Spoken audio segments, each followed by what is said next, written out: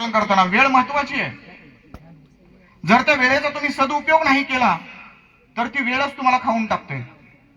त्याला विचारलं मी, अरे मोबाईल बघत तिथं बसतो, लायब्ररीत वगैरे जा, अभ्यास कर. तो मला सर शिकून काय होईल? अरे मला तुला नोकरी वगैरे लागेल चांगली, नोकरी लागल्यावर काय होईल? अरे मला सुंदर बायको मिळेल, बायको मिळाल्यावर काय होईल? अरे सुखात जगशील. मग त्यानं म्हणाला शेवटी, मग आता काय करतोय? आता पण रिलॅक्स मोबाईलच बघतोय ना. अशांवर काहीही परिणाम होत नसतो.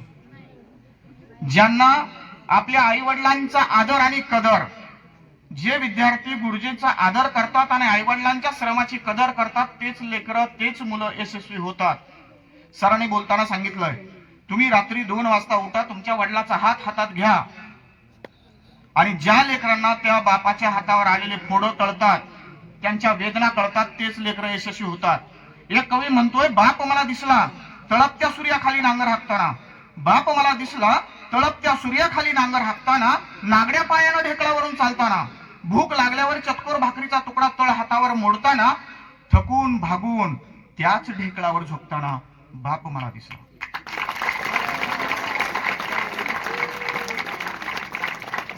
ज्या लेकरांना हा बाप कळतो तीच मुलं यशस्वी होतात. अरे मला सांगा, ज्यांना आई वडील कळत नाहीत, आई वडिलांचं दुःख कळत नाही, ती मुलं काहीही करू शकत नाहीत. फेरे सरांनी तुम्हाला सांगितलंय, तुमच्या आई वडिलांचं आयुष्य वाढवायचं का कमी करायचं तुमच्या हातात आहे. तुमच्या आई वडिलांच्या चेहऱ्यावरचं तेज वाढवायचं का सुरकुत्या पाडायच्या आणि त्यांना पटकन मारायचं तुमच्या हातात आहे. म्हणून मुलींना मी सांगतोय, आई कष्टते, राबते, तिष्ठते, तिचं कष्ट तुम्ही लक्षात घ्या. आपण पहाटे उठलोय आणि आई दुपारी, असं कधी घडलंय? आपण पहाटे उठलोय आणि आई दुपारी, असं कधी घडलंय? बरं तुम्हीच सांगा, तुम्ही जेवायच्या आधी कधी आईचं ताट वाढलंय? जो वाढतो तो खूप छान. आणि हे आपल्याला कळायला पाहिजे. बरं तुम्हीच सांगा, बाहेरून घरी जाताना आईसाठी काय आणता? बरं तुम्हीच सांगा, तुमच्या आईचा फेवरेट कलर कोणता? म्हणजे बघा, ज्यांना ज्यांना आपल्या आईचं आणि वडिलाचं दुःख कळतं, ज्याला आपला बाप कळतो, तीच लेकरं यशस्वी होतात. बैलासारखा राबणारा बाप माझा पण गाईगत होता. बैलासारखा राबणारा बाप माझा पण गाईगत होता. हे ज्याला कळतं, खडबडीत त्याचा हात पण आईगत होता. ज्या लेकरांना हे कळतं तेच लेकरं यशस्वी होतात. बीड जिल्ह्यामध्ये, सरांच्या जिल्ह्यामध्ये सानप नावाचा एक विद्यार्थी आहे, PSI झाला. आणि त्याला बघा, यश मिळाल्यानंतर कुणीही माईक घेऊन जातं, प्रश्न विचारतं. आणि त्याला प्रश्न विचारला की अरे तू अभ्यास कसं करत होतास? त्यावेळी त्यानं सांगितलं की मी अभ्यास असा करत होतो की माझी आई आणि माझे वडील ऊसतोडीला असतात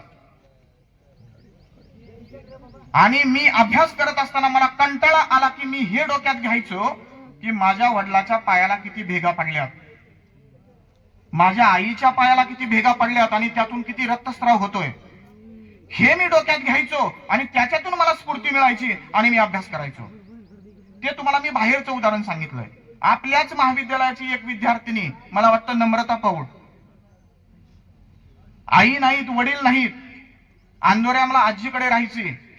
इतका अभ्यास केला की बस, पहिल्याच स्पर्धा परीक्षेमध्ये तिनं 3 ठिकाणी तिची निवड झाली. हे कशामुळे होतं? आपण जर पक्क ठरवलं तर, जर आपण हे पक्क नाही ठरवलं तर आपण ते करू शकत नाही. गरिबीत जन्मणं पाप नाही, पण गरिबीत मरणं पाप आहे. कशामुळे गरिबीत मेलात तुम्ही? तुमचं कर्तृत्वच नव्हतं काही. राष्ट्रपती APJ अब्दुल कलाम सांगतात, स्वप्न ती खरी नसतात जी झोपीत पडतात, स्वप्न ती खरी असतात जे तुम्हाला बिलकुल झोपू देत नाहीत. आणि याच्यासाठी स्वप्न पहा, पण ती स्वप्न अशी पाहिली पाहिजेत की त्या स्वप्नासाठी, त्या स्वप्नाच्या पूर्तीसाठी तुम्हाला झोप न आली पाहिजे. जर तुम्ही या पद्धतीनं केलं तरच तुम्ही यशस्वी होऊ शकाल. थोडक्यात तुम्हाला एक उदाहरण देतो. एक म्हणतो SP व्हायचंय, दुसरा म्हणतोय कलेक्टर व्हायचंय, शेवटी वडापावचा गाडा. जर हा वडापावचा गाडा नसेल, पिकोफॉलचा बोर्ड लावायचा नसेल, येथे मेहंदीचे क्लासेस घेतले जातात हे तुम्हाला ठेवायचं नसेल, तर तुम्हाला स्वामी विवेकानंदांचं एक उदाहरण देतो आणि त्याच्यातून तुम्हाला काहीतरी बोध घ्यावा लागेल. स्वामी विवेकानंद शिकागोच्या धर्म परिषदेला गेले आणि तिथं ते बोलले, my dear sister and brother. त्यांनी हिंदू धर्माच्या बाबतीतलं सगळं विचार तिथं मांडले आणि त्यावेळी एक तरुणी त्यांच्या समोर आली. सुंदर तरुणी समोर येते आणि म्हणते, स्वामी मला तुमच्यासोबत लग्न करायचंय. बघा, पण माझ्यासारखा असता तर मी काय म्हटलं असतं, आपल्यासारखा असता तर काय म्हटलं असतं, दुधात साखरच पडली की. पण जर तसं केलं असतं तर बोर्ड काय असता, पिकोफॉल करून मिळेल. पण स्वामी विवेकानंदांनी त्यांना उत्तर दिलं, माझ्यासोबत लग्न का करायचंय. ती तरुणी म्हणाली की मला तुमच्यासारखा तेजस्वी टवटवीत मुलगा हवाय. त्याने उत्तर दिलं, जर तुम्हाला माझ्यासारखा मुलगा हवा आहे तर तुम्ही मलाच मुलगा माना ना. या पद्धतीची दृष्टी ज्यावेळी आपल्याकडे येईल त्याच वेळी तुम्ही यशस्वी व्हाल. छत्रपती शिवाजी महाराजांच्या बाबतीत एक कवी लिहितोय, देहात प्राण असेपर्यंत, देहात प्राण असेपर्यंत देवा एकच कृपा कर. देहात प्राण असेपर्यंत देवा एकच कृपा कर.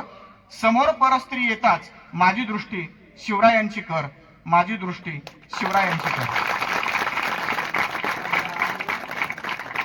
हे सगळं साध्य होतं यावेळी फेरे सरांनी तुम्हाला साध्या सोप्या भाषेत सांगितलंय, सहज दृष्टांत देऊन सांगितलंय, कथा सांगून सांगितलंय, गोष्टी सांगून सांगितलंय. मला फेरे सरांच्या बाबतीत हे सांगावंसं वाटतं की फेरे सर फक्त बोलके प्राचार्य नाहीत.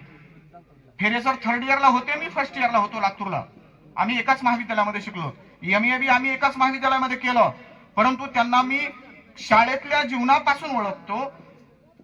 तुम्हाला सांगतो, एक विद्यार्थी बाजारामध्ये ज्या मुलाची आई येते, बाजारामध्ये तो मुलगा आईला भेटतो आणि आईला सांगतो, आई त्या मुलाला 5 रुपये देते. त्यावेळी तो मुलगा म्हणतो, आई नाही, मला 5 मध्ये काही भागत नाही, मी शिक्षणासाठी इथं आहे, मला खर्च वाढलाय. आणि ऐकून तो चुकून 8 रुपये घेतो. बघा, सेन्सिटिव्ह असावं लागतं, संवेदनशील असावं लागतं. त्याच वेळी माणसं स्टेजवर येतात. 8 रुपये घेतो हा मुलगा आणि घरी जातो, रूमवर जातो. रूमवर गेल्यावर मात्र बेचैन होतो, अरे बापरे, आपण खूप चूक केली. माझ्या आईकडे 8च रुपये असतील. मग आई आता बाजारला पिशवी घेऊन आलेली आहे, घरी आता परत जाईल, रिकाम्या हाताने जाईल. माझी लहान भावंड पळत येतील आईकडे आणि ती पिशवी रिकामी असेल. लहान लेकरांसाठी ती खाऊ सुद्धा घेऊन जाणार नाही. तो मुलगा पळत रूमवरून बाजारात येतो, वन बाजारात फिरतो आणि मग आईला शोधतो. आई मात्र कुठंच सापडत नाही. परेशान होतो, घामाघूम होतो, दुःखी होतो, रडतो, अश्रू ढाळतो. आपण खूप मोठी चूक केली. आईला असं खोटं बोलायला न पाहिजे होतं. खूप पश्चाताप होतो त्या मुलाला. आणि तो मुलगा म्हणजे आजचे प्रमुख मार्गदर्शक आदरणीय प्राचार्य फेरे सर.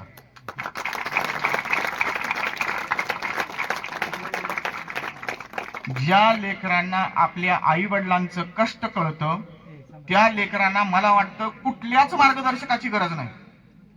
ते 100% यशस्वी होतात. त्यांच्या मनामध्ये जर एकदा जिद्द असेल आणि आपल्या आई वडिला जी शेतात राबतात त्या कष्टाची जाणीव असेल, ते विद्यार्थी यशस्वी होतात. असो, बोलण्यासारखं खूप आहे. खूप वेळपासून आपण बसलेलो आहोत. 7 दिवस आपण या मस्सा गावामध्ये श्रमदान, बौद्धिक चर्चा, वेगवेगळे कार्यक्रम, मग तो